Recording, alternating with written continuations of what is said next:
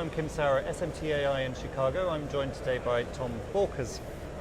Now, Tom, yes. You were just leading a panel discussion on wearables. I was the moderator for that panel discussion, which standing room only. There were over 60 people in the audience. And you had a very interesting, panel with you. Yes. So there were two people from Flex that were obviously talking about the manufacturing side. Just introduce us to the members. Yeah, there was a guy from JPL. Yeah. And a guy who is his own consulting company that does a lot of work in the wearable area. Mm-hmm. Yeah. At the beginning, obviously, there was a definition of the trend that's going on, where we're at the moment. There is some sort of, I suppose still a divide between what we call medical wearables and the advances that are made there, but also the consumables. Just give us an overview of those main points that were discussed. Yeah, I like to define this as a really disruptive technology, just like the iPhone, or shouldn't say that, but the smartphone. Really changed people's lives. This technology, I really believe, has the opportunity to do that, and we talked about that as the session went on. But like any other disruptive technology, whether it be the personal computer or a smartphone, there's an evolution that technology goes through as well. So you start out, most people have seen these novelty type items where you have the ties and the glasses, which very cool. are a lot of fun. Yeah. But when you start to drill down deeper and look at opportunities that the technology presents over a wide range of fields, it really becomes very exciting. And you mentioned medical. That's probably one of the areas that has the most promise from a number of different aspects, but certainly from everybody. The cost of medical care is so expensive now, and you think, well, how could this leading edge technology help that?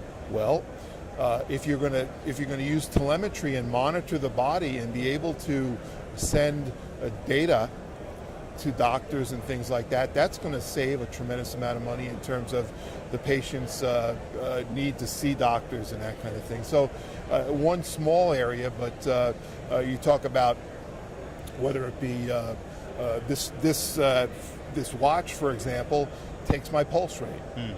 So I have arrhythmia, I have an irregular heartbeat. So I can check that as frequently as I want to, and make sure I'm not stressing my heart. Now, and I remember Anwar from Flex actually mentioning the next stage, I suppose, of that, and specifically, I think he said people with diabetes that would have sensors that can monitor the blood sugar levels, but also be linked and communicate with an internal very exciting insulin pump, people have been medical people have been trying for years to develop what's called transcutaneous blood sugar monitoring, which means normally what's done now is there's a glucometer that you prick your finger and you take a drop of blood and you put it on an enzyme-rich strip, and that determines how much blood and whether you need to take insulin or not. These new technologies and the wearable technologies actually provide a vehicle to take that data when it's available transcutaneously and go to what I call meta control, where normally you check your blood sugar. If you need insulin, you have to take insulin. You have to give yourself a shot of insulin. But these technologies are enablers to the point where if your body senses that it needs insulin, if you're carrying around a little insulin pump, the pump will be activated and it'll automatically, without you being involved at all, bring the insulin into your system. From a manufacturing point of view and a development point of view, that has a number of challenges. We're talking about battery life. We're talking about, in sports, it needs material that can stretch. It's got moisture that it needs to cope with. A lot of challenges there, and they were mentioned throughout the panel as well. What are those key issues? This is what I call worlds colliding. I think I used that term during the session. You have two totally autonomous, separate areas that have now collided. When were fabrics clothing interested in electronics? Really never. So now you have two very disparate areas having to communicate and learn about each other, because the promise of the electronics in the clothing is a very real possibility. Yeah. Similarly, you're working on an additional project as well, involving academia as well as the practical aspects of, well, I suppose, manufacturing and development. So I'm going to jump from that disparity that we just said, that we just talked about on wearables, but just want to find out, what is the project? How did it come about? Yeah, it's called the Jefferson Project, and it really is built on principles, Jeffersonian principles, which is a long story. But basically, when you talk about wearables, when you talk about these new emerging technologies, you need people with skill sets that can develop and assemble. You know, we call it high-tech electronic assembly. Add the fabric to it; it's a whole new area that needs to be explored, and have people that have the skills to accomplish it. So what we've done is we've recognized the constantly widening gap between academic preparation and industry need in high-tech electronics assembly. Add wearables, and that even makes that gap longer, because they don't really even know what that technology is in academia. They continue to teach engineering pretty much as they have traditionally for decades.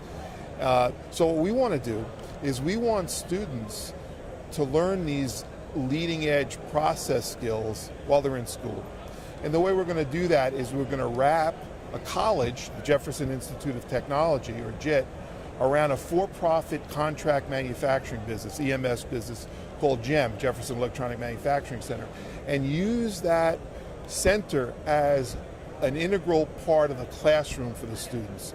The professors that teach at the college will lead the students in projects on the manufacturing floor, doing for-profit work, so that the students are truly learning in a real-world environment.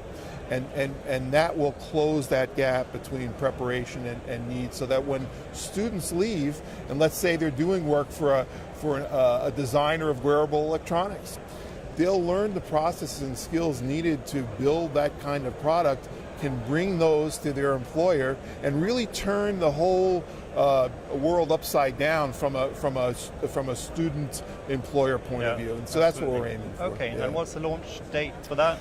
Well, we're looking right now as 2 years from September. Okay.